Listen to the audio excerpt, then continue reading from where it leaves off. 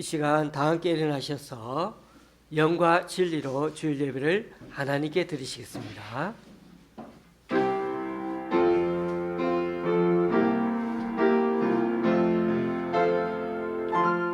찬양하라 내 영혼아, 찬양하라 내 영혼아, 내 속에 있는 모두라 다 찬양하라. 경배하라 내 영혼아,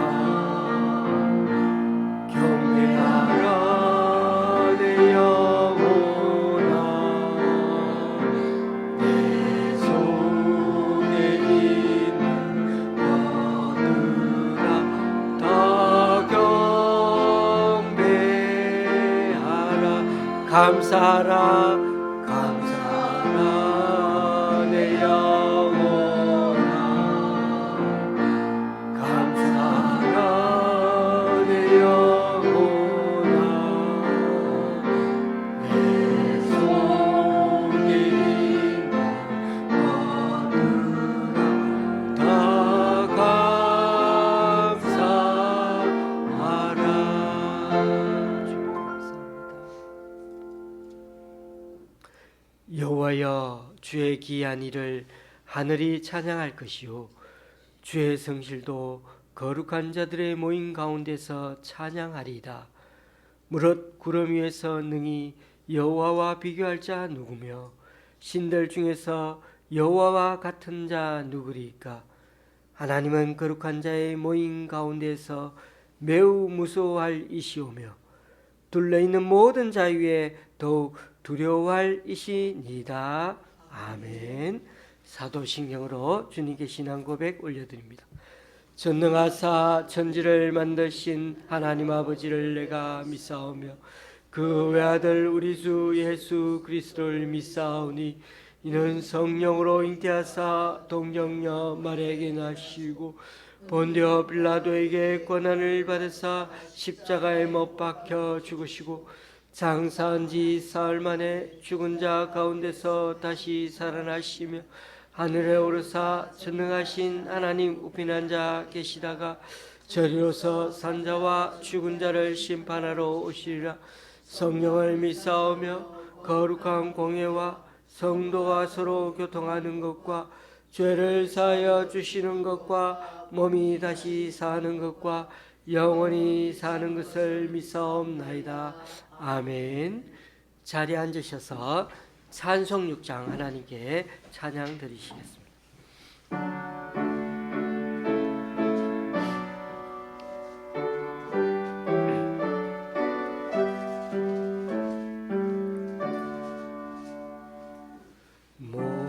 목소리 높여서 주 찬양하여라. 영광과 권세와 존귀와 위엄은 오늘이 다스리시는 만왕의 왕께 돌려라.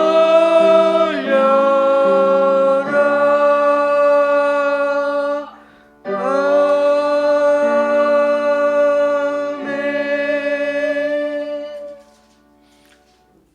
교독문 64번을 다 함께 교독하시겠습니다.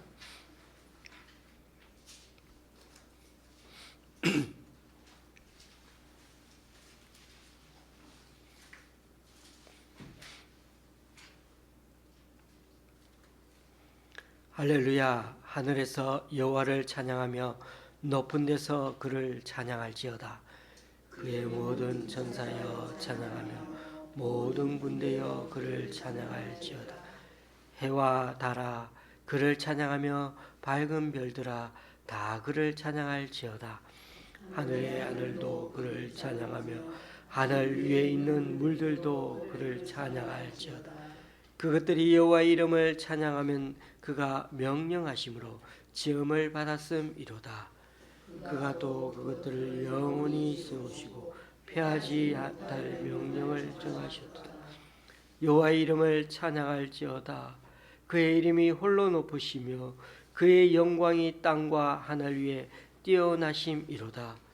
그가 그의 백성의 뿔을 높이셨으니 그는 모든 성도 곧 그를 가까이하는 백성 이스라엘 자손의 찬양받을 이시로다. 할렐루야. 아멘. 찬송가 264장입니다.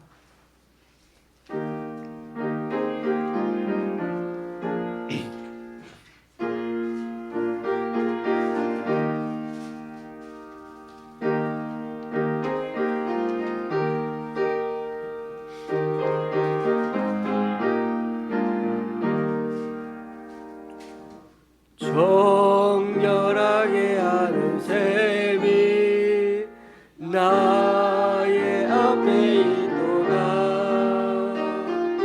성령께서 공고하신 죄 씻으라 하시네. 찬양하리 찬양하리 죽임당한 어린 양 주께 영광 돌리어라. 우리 죄를 씻어주셨네. 나의 가는 길이 좁고 내 뜻대로 안 돼도 모든 욕심 다 버리고 주만 따라가겠네. 찬양하리 찬양하리 죽임당한 어린 양 주께 영광 돌리어라. 우리 죄를 씻어주셨네. 나의 마음 재단 위에 불빛같이 타올라. 영원토록 흐르는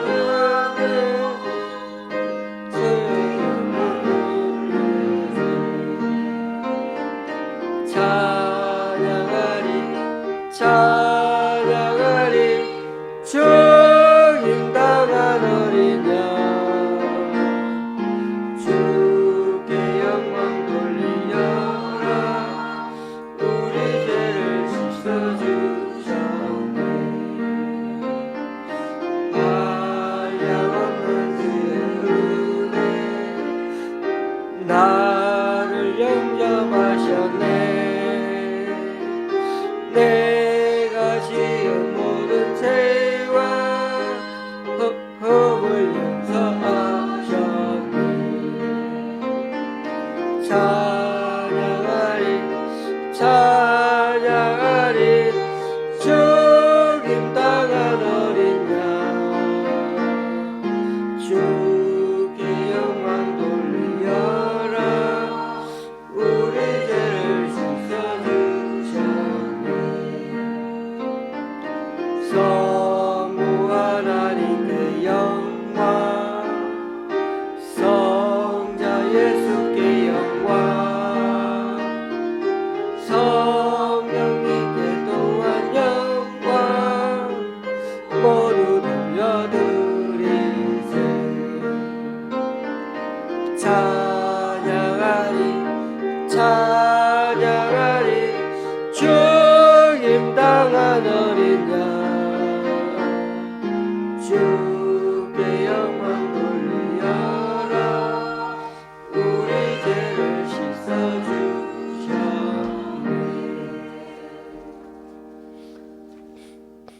아멘. 이 시간 주보 이면에 있는 함께 기도문을 읽는 가운데 주님 앞에 기도하도록 하시겠습니다.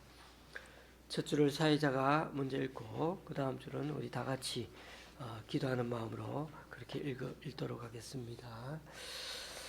먼저 우리 자신을 살피고서 기도하고자 합니다. 우리가 죄악을 품고 기도하면 그 기도는 듣지 않으시기에 이 시간 우리 자신의 죄인됨과 부족함, 연약함을 주님께 고백하고 맡깁니다.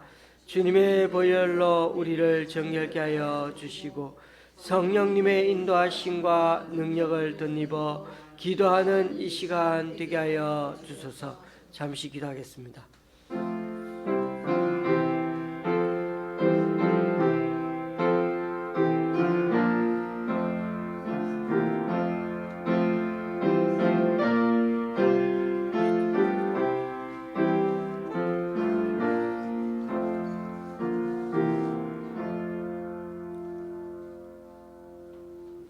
우리 교회와 성도들을 위해 기도합니다. 올해도 세계는 여전히 심각한 기후변화와 자연오염, 계속되고 있는 동유럽과 중동 전쟁, 거기다 우리나라는 노인 인구 급증에 비해 20대 미만 인구는 급격히 줄어들어 국가적으로 점점 미래가 암울해지고 있습니다. 풍요 속의 빈곤이라 할 정도로 영적으로도 피폐해져가는 이 시대에 주님의 자비와 은혜를 붙들고 간구하오니 주님의 빛으로 삶의 길들을 인도하여 주소서. 무엇보다 직장과 사업처 그리고 가정과 인간관계 속에서 우리들의 삶을 주님의 제자답게 가꾸며 살아가기 원합니다. 올해도 건강과 물질 등 늘 필요한 복으로 채워주셔서 좀 더 긍정적이고 적극적으로 세상의 빛과 소금으로 왕같은 제사장으로 살아내는 주님의 자녀들이 되게 하여 주소서. 우리나라 마약 퇴치 운동을 위해 기도합니다. 남의 일 같았던 마약 문제가 우리 사회에 큰 아픔으로 대두되고 있습니다. 수사기관은 단속 건수에만, 언론은 자극적인 소재로 특종 잡는 데만 신경 쓰다 보니 근본적인 문제는 다루지 않는다는 비판이 일고 있습니다. 우리나라에는 마약 중독자의 치료 경험이 있는 의사가 10명이 안 되고 마약 중독 치료 지정국립병원이 5개가 있으나 한 곳은 아예 환자를 받지 않고 있는 실정입니다.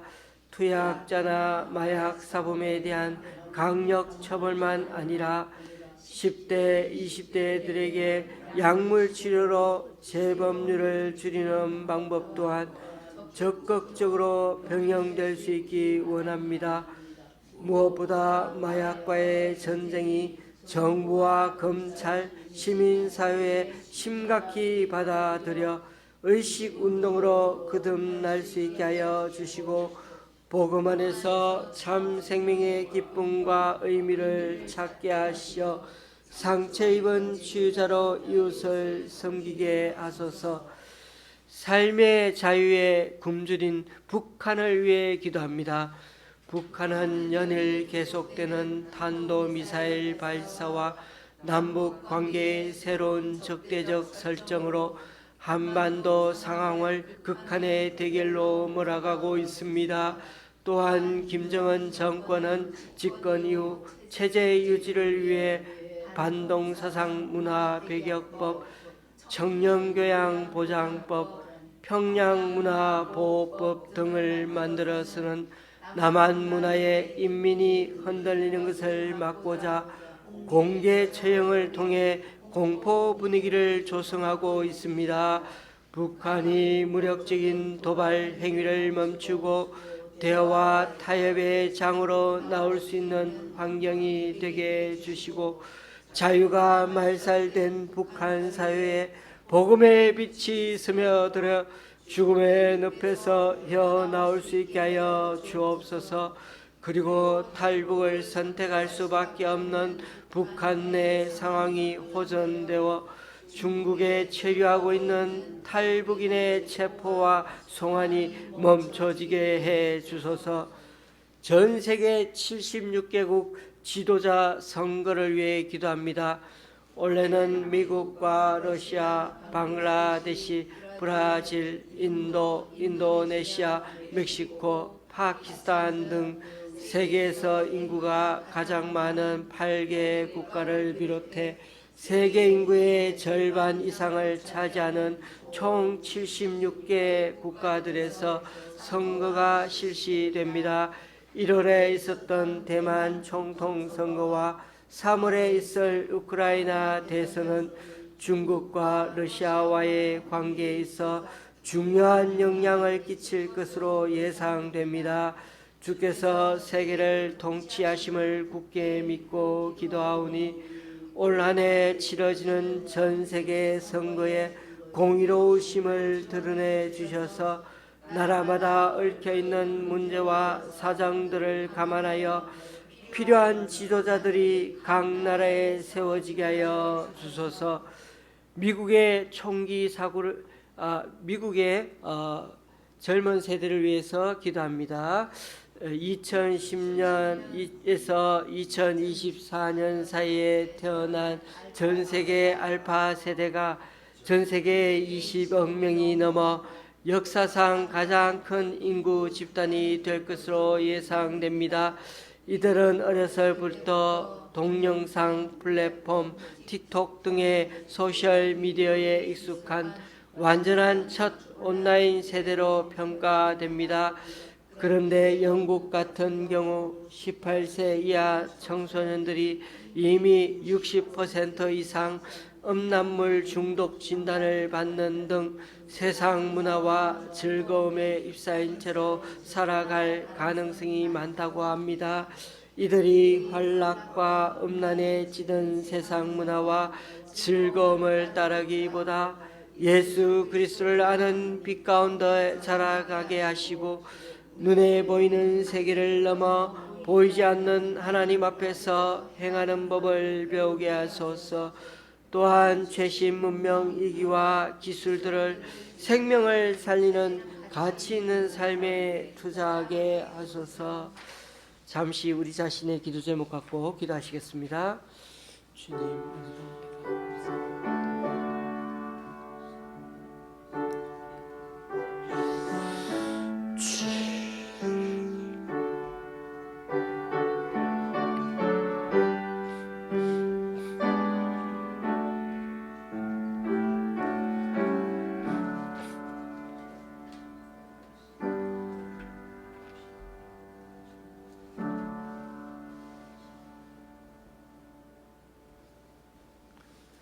예수님의 이름으로 기도드립니다.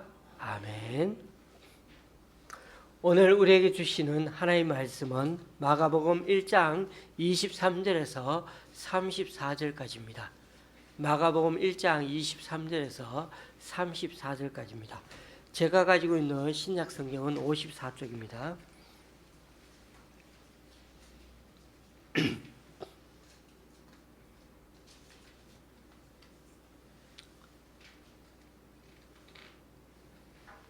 마가복음 1장 23절에서 34절.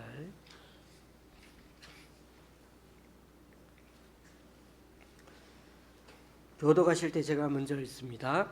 마침 그들의 회당에 더러운 귀신 들린 사람이 있어 소리질러 이르되 나사렛 예수여 우리가 당신과 무슨 상관이 있나이까? 우리를 멸하러 왔나이까? 나는 당신이 누구인 줄 아노니 하나님의 거룩한 자니이다.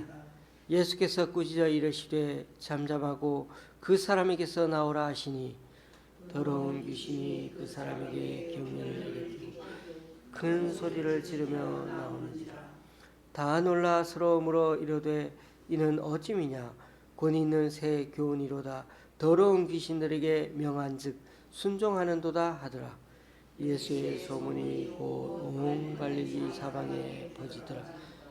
회당에서 나와 곧 야고보와 요한과 함께 시몬과 안드레의 집에 들어가시니 시몬의 장모가 열병으로 누워있는지라. 사람들이 곧 그 여자에 대하여 예수께 여짜온대 나아가사 그 손을 잡아 일으키시니 열병이 떠나고 여자가 그들에게 수종드니라. 저물어해질 때 모든 명자와 귀신 들린 자를 예수께 데려오니 온 동네가 그 문 앞에 모였더라. 예수께서 각종 병이 든 많은 사람을 고치시며 많은 귀신을 내쫓으시되 귀신이 자기를 알므로 그 말하는 것을 허락하지 아니하시며. 아멘.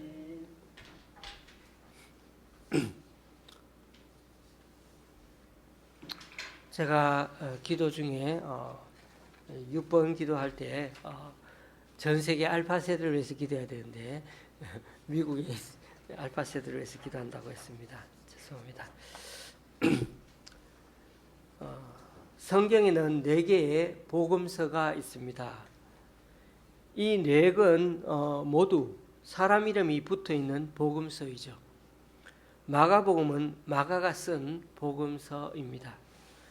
복음이라는 용어는 원래 로마 황제가 자기 국민들에게 뭔가 놀라운 일을 알릴 때 사용하던 그런 소식들을 전할 때 쓰던 말입니다.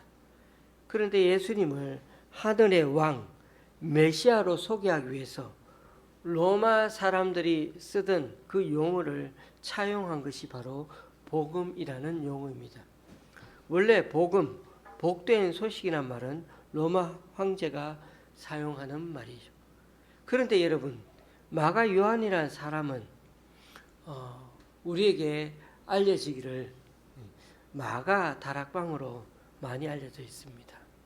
어머니가 예수님을 위해 12제자들이 모여일 때 특히 예수님이 제자들과 유월절 마지막 만찬을 나눌 때 그 2층 다락방에서 그렇게 모였다고 합니다. 그리고 제자들이 오순절 성령 강림의 역사를 처음 한 곳도 바로 이 마가 다락방이었습니다. 그러니까 마가 요한의 어머니가 신앙심이 참 좋아서 제자들이 모일 때마다 그 장소를 제공한 사람인데 그 아들이 마가라는 것입니다. 그러니 마가는 어머니의 영향으로 선교에 열심을 가지게 되었고 나중에 로마에 가서 베드로의 수행비서 통역관이 되었습니다. 그러다 보니 마가복음은 베드로의 영향을 받은 복음서입니다. 심지어 학자들은 마가복음에 나오는 많은 얘기들은 베드로가 직접 겪은 일들이거나 베드로가 마가에게 전해준 말들을 담아서 기록한 그런 복음서라고 말들을 합니다. 마가복음을 전문으로 연구한 학자들은 마가복음에 베드로의 개인적인 기억이 많이 기록되어 있는 걸 보고 더 그렇게 확신하고 있습니다. 그러니까 마가는 예수님 옆에 없어서 직접 보지 않았기 때문에 알 수 없는 일들도 그런 일들도 이 마가복음에 기록해 놓았는데 예를 들어 베드로와 야고보와 요한만 알 수 있는 그 사건들까지도 마가는 자세히 기록해 놓았다는 겁니다. 또 하나는 마가복음에는 베드로의 실수와 잘못을 지적하고 있다는 것입니다. 사실 복음서의 내용에서 당시 여전히 살아있는 수제자였던 베드로에 대한 약점 같은 것을 들추어낸다는 것은 자칫 복음을 전하다가 타격을 줄 수 있는 문제였던 것입니다. 거기다 마가가 훨씬 어리고 훨씬 신앙적 연배가 많은 그 베드로의 허물을 성경에다가 써놓는다면 어떨까요? 물론 베드로 자신이 자신의 실수를 마가보고 직접 이 복음서에 기록하도록 허락했다면 그러면 문제는 달라지는 것이죠. 그런 점에서 학자들은 마가복음은 수제자 베드로의 직접적인 경험담을 전해주고 있을 정도로 아주 사실적으로 중요한 성경이라고 보고 있습니다. 마가와 베드로 얘기를 좀 더 이어서 말씀드리면 마가는 이스라엘을 떠나 로마에 가서 베드로의 수행 비서를 하고 있었는데 그런데 점점 이 로마 사정이 별로 안 좋았습니다. 네로 황제의 핍박이 심각해지고 있는 겁니다. 그러자 베드로는 자신의 때가 얼마 남지 않았다는 걸 직감하고는 자신이 죽기 전에 예수님에 관한 전기문을 남겨야겠다는 마음을 먹게 되었다는 것입니다. 그래서 마가복음 급하게 예수님에 관한 복음서를 쓰게 한 것으로 학자들은 보고 있습니다.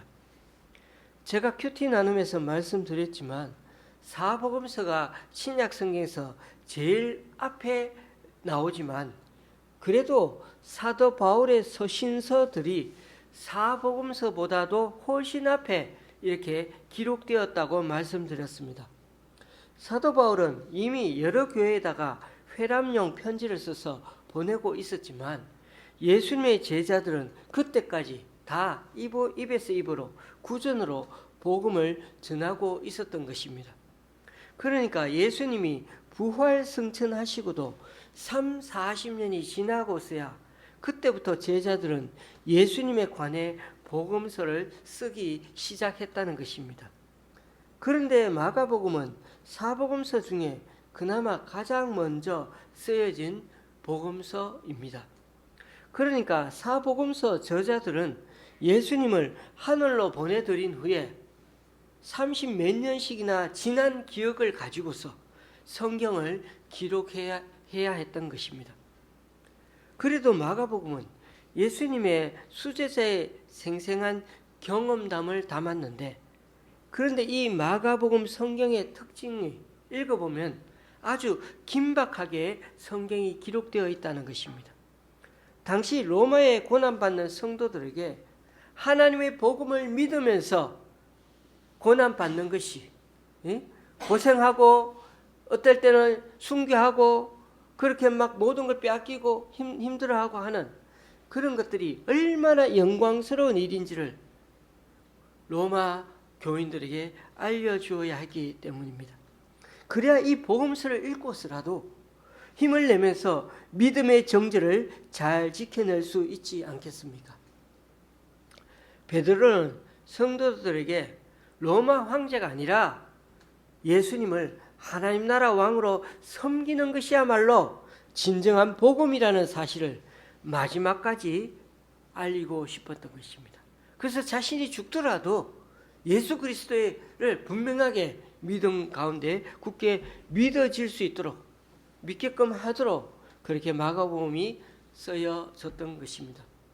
인자가 온 것은 섬김을 받으려 함이 아니라 도리어 섬기려 하고 자기 목숨을 많은 사람의 대성물로 주려 함이니라. 마가복음 10장 45절에 나오는 이 말씀이 바로 마가복음의 주제이고, 마가가 그리고 베드로가 이 복음서에서 진정 말하고 싶은 고난받는 예수 그리스도의 모습을 보여주고 싶었던 것입니다. 제가 오늘 본문을 제쳐두고 마가복음이 쓰여지게 된 동기를 이렇게 강조하는 이유가 있습니다. 제가 이 말씀을 안 드렸다면 마가복음은 사복음서 중에 가장 짧은 성경이고 마가가 사건 중심으로 기록한 성경으로만 알고 지나갔을 수도 있는 것입니다. 읽다 보면 왠지 다른 복음서와는 달리 설명이 그리 많지 않고 이 마가복음에는 사건 중심으로 기록되었다는 느낌이 들 것입니다. 특히 곧 즉시라는 말들이 참 헬라어로 유디스라는 뜻인데 이 곧이라는 즉시라는 말이 너무 과할 정도로 많이 사용되는데 마가복음에만 40번 사용되고 있을 정도로 말씀대로 곧바로 하나의 말씀대로 이루어지는 행동을 강조하고 있는 성경이 바로 마가복음입니다. 우리 그리스도인은 성경을 읽고 묵상할 때도 눈에 보이는 것만 읽고 보지 마시고 하나님의 마음을 읽으려고 영적으로 살펴보려고 행간을 읽어보려고 애쓰시기 바랍니다. 그저 단순하게 성경을 무조건 많이 그 눈앞에 있는 것만 읽는다고 다 깨달아지는 건 아니거든요. 계속 묵상하는 게 참 중요합니다. 우리 그리스도인은 세상 사람들이 보는 것을 우리도 같이 보고 사는 존재가 아니죠. 이면을 볼 줄 알아야 합니다. 우리는 보이는 것만 보지 않고 보이지 않는 하나님을 보면서 그분에 대한 믿음을 갖고 사는 것이 바로 우리들 신앙이고 삶의 그런 앞으로의 삶이 아니겠습니까? 안 그러면 우리는 세상 사람들과 똑같이 성경을 봐도 그냥 글자 기록된 것만 보게 되고 남들이 보는 것만 보면서 금방 실망도 하고 같이 험담도 하고 같이 사람들 비웃고 원망하며 사는 그런 철없는 존재들로 그렇게 살아가게 될 것입니다. 이제부터는 오늘 말씀 중심으로 오늘 다시 한번 얘기해 드리려고 합니다. 예수님이 안식일에 회당에 들어가셔서 말씀을 전하셨는데 거기에 마침 귀신 들린 사람이 있었죠. 사람들은 예수님이 전하는 율법 해석도 여러 서기관들과는 완전히 다르게 새로운 데다가 어떻게 젊은 사람이 막 귀신을 내쫓는 능력도 있는 것이 그걸 막 사람들이 보니까 얼마나 놀라웠던지. 예수님은 거기에 그치지 않냐고 얼마 전에 제자로 삼았던 야고보 요한을 데리고서 시몬과 안드레의 집을 방문했죠. 가봤더니 시몬의 장모가 열병으로 아파 누워 있습니다. 예수님은 그 여인을 고쳐주시되 확실하게 고쳐주셨죠. 다른 여러 용한 의사하고는 비교가 안 됩니다. 그 자리에서 곧장 일어나가지고 아무렇지도 않은 것처럼 정상적인 일을 할 수 있을 정도로 깨끗하게 낫게 해 주셨습니다. 조금까지도 그렇게 끙끙 앓던 사람이 일어나가지고 예수님을 대접해 준다고 막 이래저래 막 다니는 겁니다. 그런데 예수님은 또 여기에만 머물지 않고 금방 소문이 나니까 사람들이 각종 모든 병자와 귀신 들린 사람들을 다 예수님께 나왔는데 그 사람들을 다 거절하지 않고 모두 다 깨끗하게 그 자리에서 나올 수 있도록 고쳐주셨다는 것입니다. 의사들은 아무리 용하다고 해서 여러분 그 자리에서 금방 낫게 하는 의사가 있습니까? 차도가 조금씩 있게 할 뿐이지.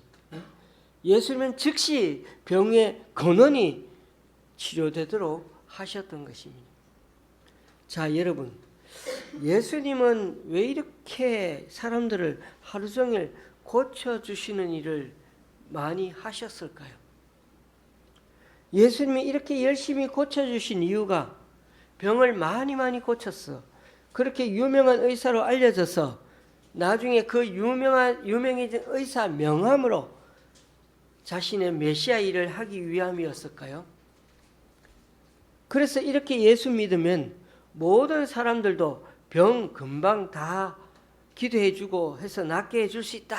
그렇게 다 알려줘서 그러니 여러분도 많은 은사 받아서 이렇게 해서 예수 확실하게 잘 믿으라고 그래서 그런 방법을 보여주려고 하신 것이었을까요? 예수님이 이렇게 하시는 이유는 당시에 어쩜 그렇게 많이 아픈 사람이 많은지 그것 때문에 힘들어하고 고생하는 약자들 서름받는 사람들이 많아서 그 아픔을 보듬어 주려고 그렇게 하신 것이었습니다. 아마 오늘날도 그 숱한 많은 사람들이 아픈 사람들이 있었다면 또한 그렇겠지만 요즘은 잘 보십시오. 병원들이 너무 많아서 병원들을 통해서 많이 또 우리가 치료받고 있지 않습니까? 마가복음에 제일 많이 나오는 장면 중 하나가 귀신 들린 사람에게서 귀신을 내쫓을 때 꼭 예수님의 신분에 대해 함구하라고 명령하고 있습니다. 25절에 보니까 회당에 만난 귀신에게 잠잠하고 그 사람에게 나오라고 합니다. 34절에 보면 많은 귀신을 내쫓으시되 귀신이 자기를 아니까 그 말하는 거 허락을 아니했다고 말씀하시죠. 44절에도 나병 환자에게 다른 사람에게 좀 제발 말하지 말고 제사장에게만 가서 몸 보여주고 정상적인 생활 증명서를 받아서 잘 살라고 하셨죠. 예수님은 귀신 축사나 병 고쳐주는 걸 통해 당신 자신이 벌써부터 사람들에게 딱 오해받기 쉽게 알려지는 것을 꺼려 하셨던 것입니다. 그럼에도 주님은 이들의 삶의 문제를 외면하지 않으시고 그 한 사람 한 사람 1대1로 대면하면서 어루만져 주시고 고쳐 주셨습니다. 왜냐하면 사람들에게 좀 오해받더라도 그 사람들의 아픔, 그 사람들의 삶이 뭉개지는 것을 보시니까 너무 마음이 아프셨기 때문이죠. 그렇습니다. 예수님이야말로 우리들 삶의 아픔을 아시고 우리 자신의 가장 큰 문제도 다 해결해 주시고 앞으로 우리 인생도 다 내맡기며 살아갈 수 있는 분이 다름 아니라 예수님이시라는 것, 그 신뢰심이 바르게 가진다면 그 주님에 대한 믿음이 되는 것입니다. 예수님이 병 고쳐주실 때 병 고쳐주는 것만 보지 말고 그 주님의 진심을 읽을 줄 알아야 참 믿음이 된다는 것입니다. 바로 여기에 예수님이 병 고쳐주시는 진짜 이유가 있는 것입니다. 교우님들, 그래서 예수님에 대한 바른 인식이 참 중요합니다. 예수님을 통해 축복받고 은혜 받은 일들이 있으십니까? 그런데 이제 우리들 믿음을 한 차원 더 업그레이드 할 수 있기를 바랍니다. 병 낫게 해주시고 귀신 내쫓아 주는 분에서만 머물면 절대 안 됩니다. 예수님 눈에 우리들이 얼마나 불쌍하고 안타까워서 우리들을 찾아오시고 사랑으로 품어주셨는지 그 사실을 읽을 수가 있어야 합니다. 예수님은 민중들이 기대하는 메시아가 어떠한 존재인지를 너무나 잘 알고 계셨기 때문에 오늘 베드로를 통해 마가복음을 통해 다시금 정확하게 예수님 자신에 대해서 얘기하고 보여주고 싶어 하십니다. 축복과 번영만 주는 메시아가 아니라 예수를 믿다 보면 고난의 길, 십자가의 길도 가야 한다는 것입니다. 그래서 고난받는 그리스도를 강조하면서 로마에 있는 성도들이 비록 핍박받고 고난받을지라도 그것이 결코 손해보는 인생이 아니요 오히려 영광의 자리임을 잊지 말라고 전하고 있는 것입니다. 예수님은 그저 수많은 사람들을 바쁘게 돌아다니며 병만 고쳐주신 게 아니죠. 귀신만 내쫓은 게 아닙니다. 그 한 사람 한 사람 눈동자를 살펴보면서 그 한 사람 한 사람의 삶의 인생을 돌아보면서 그 사람들의 삶의 질고를 살펴보셨던 것입니다. 교우님들, 몸 아프고 귀신 들리면 얼마나 삶이 피폐해지고 힘들게 삽니까? 그 사람 가족들도 고생이고요. 그 주변 사람들까지 힘들게 하지 않습니까? 그래서 요즘 의료계에서도 지금 논쟁거리가 되는 것이 존엄사, 안락사로 인해 논쟁이 되고 있습니다. 유럽 같은 데는 의사 조력 자살이 많아서 자신이 원하면은 그렇게 죽음을 맞이하게 해줍니다. 왜요? 너무 몸도 고통이고 정신적으로도 고통이 심하니까요.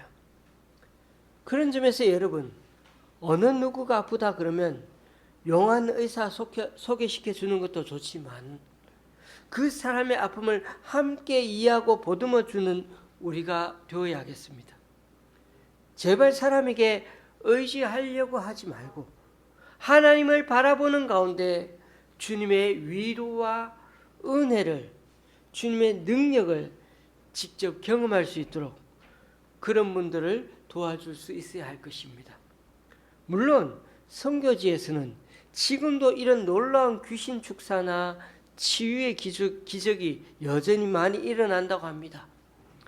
목사님, 그러니까 우리도 그렇게 기도하고 축사해야 하는 것 아닙니까? 네, 당연히 낫도록 열심히 기도해야 합니다. 그리스도인이라면 당연히 그래야 합니다.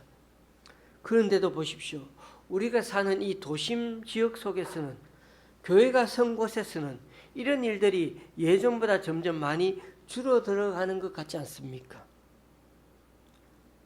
여러 가지 이유가 있습니다. 조금 전에 말씀드린 대로 병원들도 많이 있고 여러 일반적인 치료를 통해서 고쳐지고 있는 것들도 많기 때문이죠. 사도 바울도 선교하면서 이와 비슷한 문제들에 점점 봉착하기 시작했습니다. 교회가 점점 자리를 잡아가면서 사람들이 많이 모이기 시작하니까 한쪽에는 은사파와 또 한쪽에는 그렇지 않은 사람들 간의 갈등과 그런 문제들이 생기고 시끄러워지기 시작했습니다. 그래서 사도 바울은 이런 은사 문제나 병 고침 문제에 대해 성숙한 성도의 모습을 강조하기 시작합니다. 즉 성령의 열매 얘기를 해주었죠. 성령의 열매에는 사랑이 포함되어야 한다며 성령의 열매 9가지를 나열해 주었습니다. 아무리 엄청난 성령의 역사가, 기적의 역사가 일어난다 할지라도 기억하십시다. 이 9가지 성령의 열매가 맺혀야 한다는 것입니다. 이런 열매가 아니고 다른 열매가 맺히면 그 역사가 아무리 사람들을 놀라게 할 기적을 일으켜도 바른 성령의 역사가 아니라는 것입니다. 교우님들, 오늘 우리 그리스도인들은 정말 이면을 보며 살아갈 줄 알아야 합니다. 여러분은 귀신을 내쫓는 것에만 관심이 있지만 예수님은, 저와 여러분은 그런 부분에서 그렇게 볼 때가 많지만 예수님은 더러운 영이 그 사람을 뒤흔들어 놓고 고함 지르며 나와서 그 사람이 정상적인 정신으로 온전해지는데 더 관심이 많으셨습니다.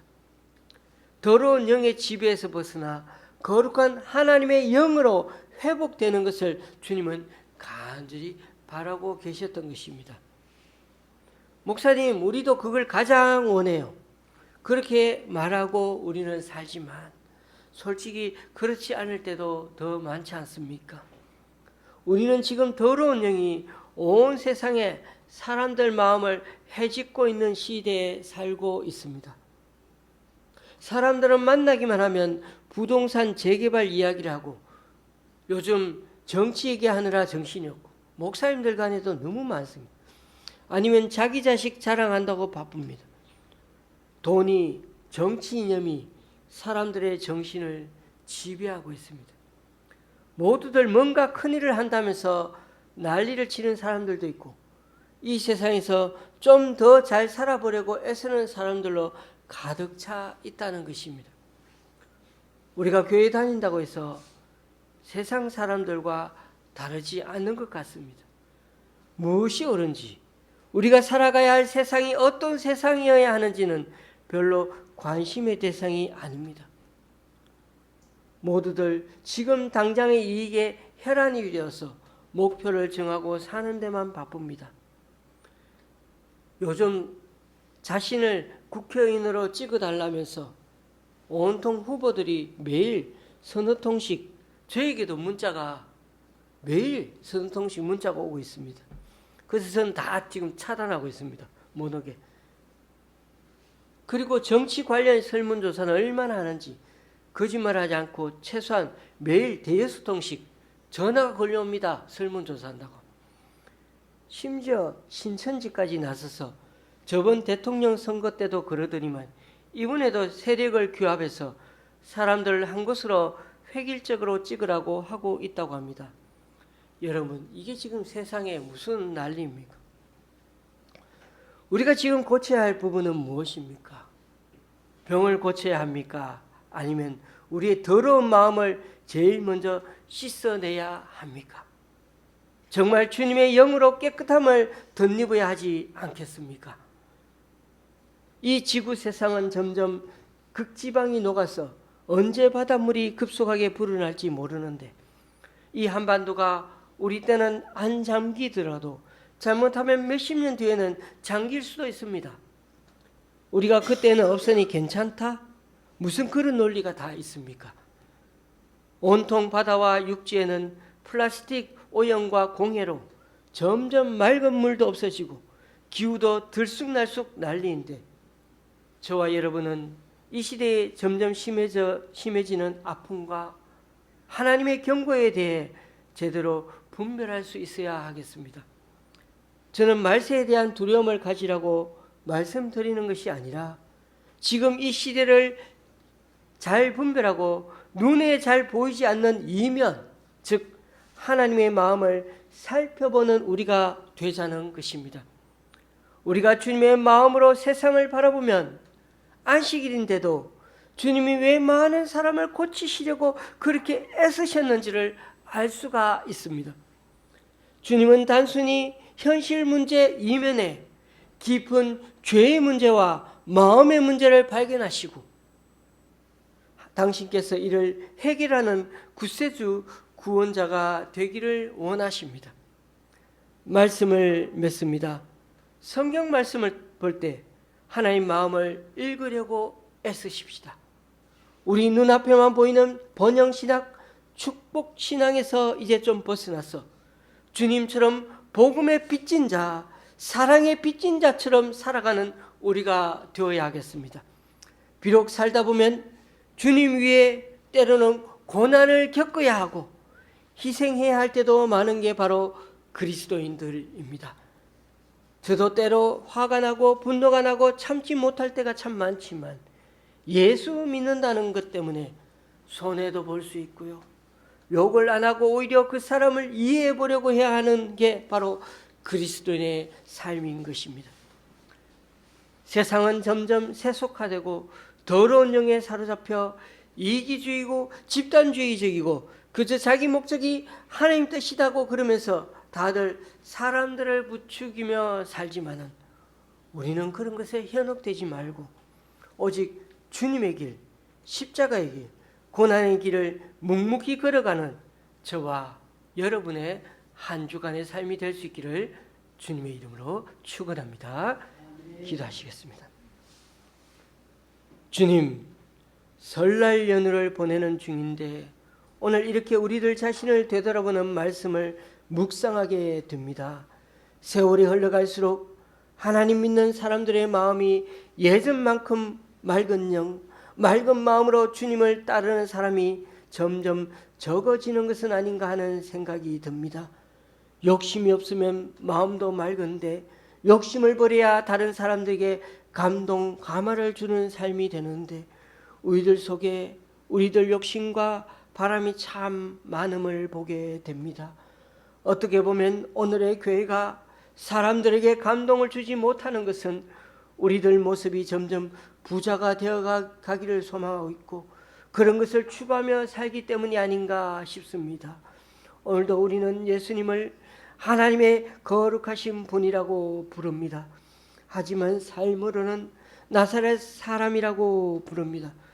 주님을 믿지만 사실 주님을 닮고 싶지는 않은 게 아닌가 우리 자신을 다시금 반성해 봅니다. 주님, 우리들의 위선을 보시고 우리들 가운데 이미 많은 분열된 모습이 참 많습니다.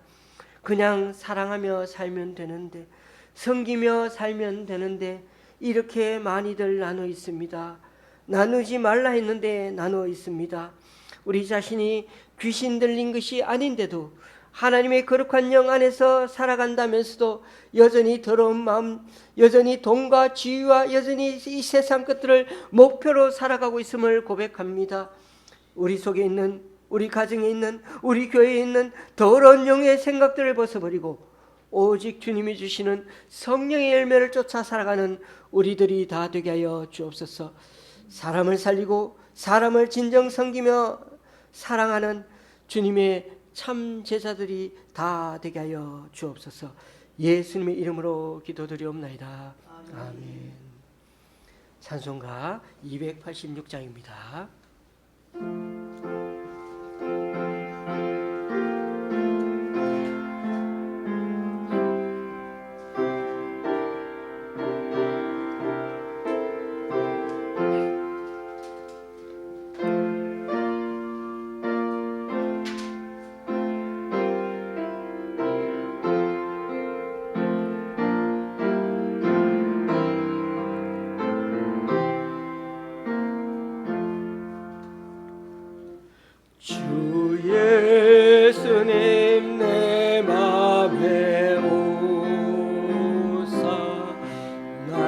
붙들어 주시고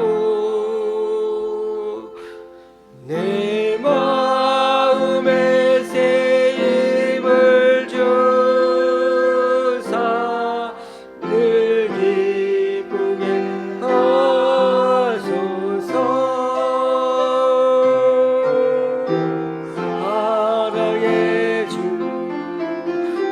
사랑의 주 내 마음속에 찾아오사 내 모든 죄 사하시고 내 상한 맘 고치소서. 주 예수님 내 맘에 오사 내 소원 다 아시고 내 무거운 짐 맡아주사 참 평안을 주소서. 아멘. 사랑의 주 사랑의 주 내 마음속에 찾아오사 내 모든 죄 사하시고 내 상한 맘 고치소서. 주 예수님 내 맘에 오사 날 정결케 하시고 그 은혜를 내 맘에 채워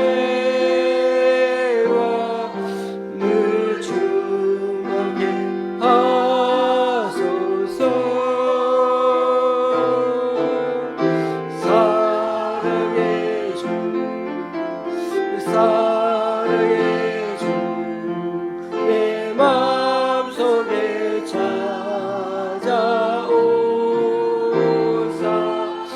내 모든 죄 사하시고 내 상한 맘 고치소서.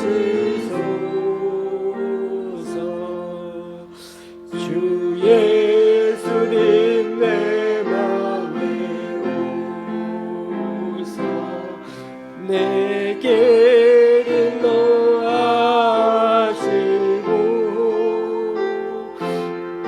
주 성령을 내 맘에 채워 늘 충만케 하소서.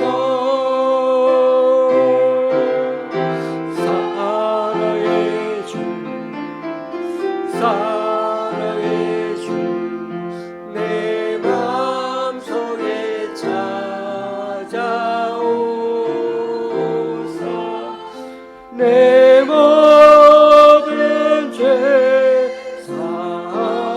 사하시고 내 상한 맘 고치소서.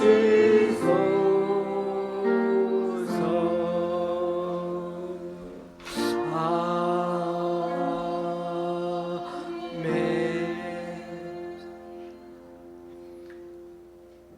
다 같이 일어나셔서 하나님께 예물을 봉헌하시겠습니다.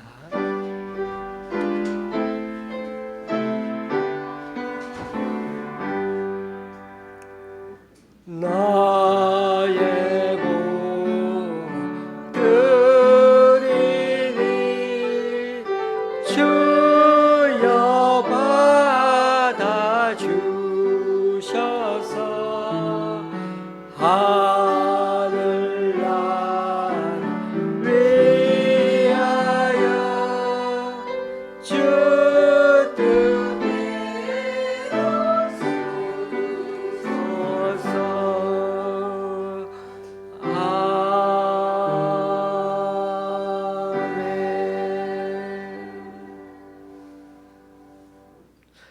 주님, 오늘 이 시간 주님 앞에 나와 각자 여러 모양으로 드린 헌금들 기뻐 받아주시고 쓰이는 곳마다 귀한 결실 맺을 수 있도록 크신 은총으로 덧입혀 주옵소서.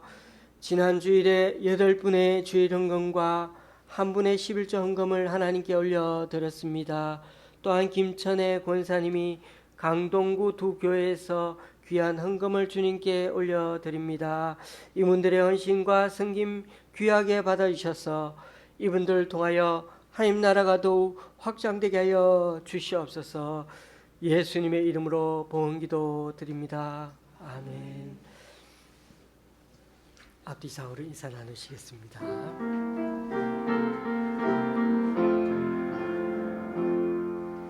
우리에게 향하신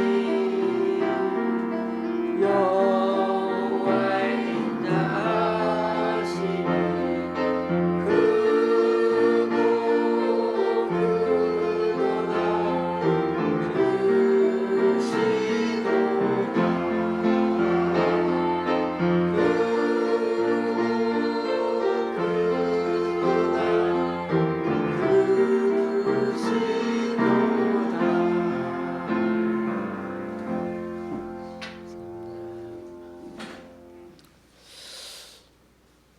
여러분, 왜 우리는 신정과 구정을 두 번 써야 하는지 참 모르겠습니다. 그냥 하나로 통일하면 될 텐데 그래도 아직까지는 우리 어른들 중심으로 구정이 그래도 설날 같죠. 그래서 지금 설날 연휴 잘 보내시고요. 특히 우리 정 집사님 가족 너무 외로워하지 마시고 저희들 있으니까 함께 오늘 맛있게 먹고 또 같이 얘기를 나눠가시면 좋겠습니다. 수요 성경 공부 시간이 변경이 또 있었습니다. 오후 3시에서 이번 주에는 11시로 오전 11시로 드리려고 합니다. 두 번이나 변경되었는데 앞으로는 쭉 이 시간대 하려고 하니까 혹 새로 성경 공부에 나오실 분은 저에게 연락을 주시면 제가 교재도 한 부 더 복사하고 간식도 조금 더 준비하려고 합니다. 연락 주시면 좋겠고요. 우리 여러 가지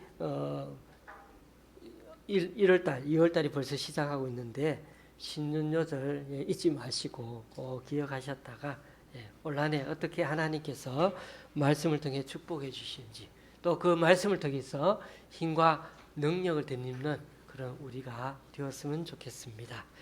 자, 찬송가 53장입니다.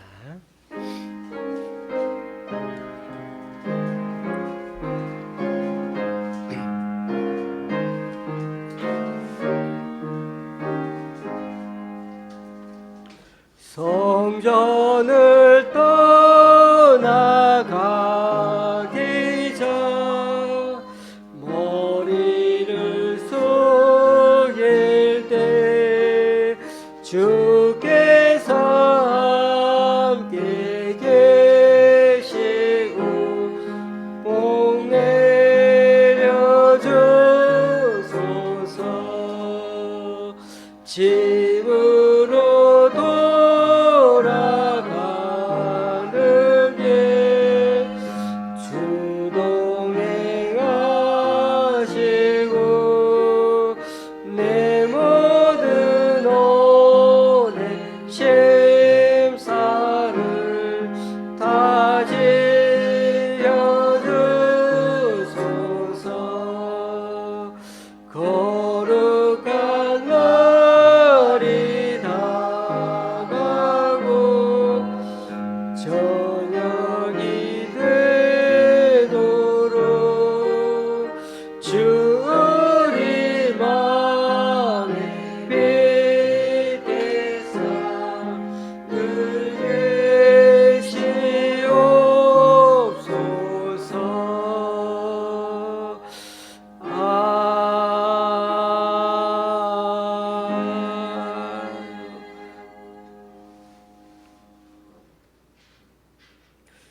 우리 주 예수 그리스도의 은혜와 하나님 아버지의 크신 사랑과 성령님의 교통 교제케 하심이 세상은 점점 악해져 가고 세상의 환경은 점점 나빠져 가는데 노아 시대처럼 사람들이 먹고 마시고 장가들고 시집가고 사고 팔고 심고 집을 짓고 있다가 하늘로부터 심판이 임하고 인자가 오시게 될 텐데 우리는 세상을 잘 분별하고 이면을 볼 줄 알았어. 더는 더러운 영에 현혹되어 살지 아니하고 보는 것만 보며 살지 아니하고 주님처럼 사랑하며 섬기며 사람들 마음의 병을 함께 돌밀며 함께 기도하며 살아가므로 주님의 참 제자답게 마지막까지 진실되게 살아가고자 애쓰는 여기 모인 우리 좋은 시학교의 성도님들과 그 가정 위에 또 여러 사정으로 교회에 나오지 못하는 성도님 위에 이제부터 영원히 함께 하시기를 간절히 축원하옵나이다. 아멘.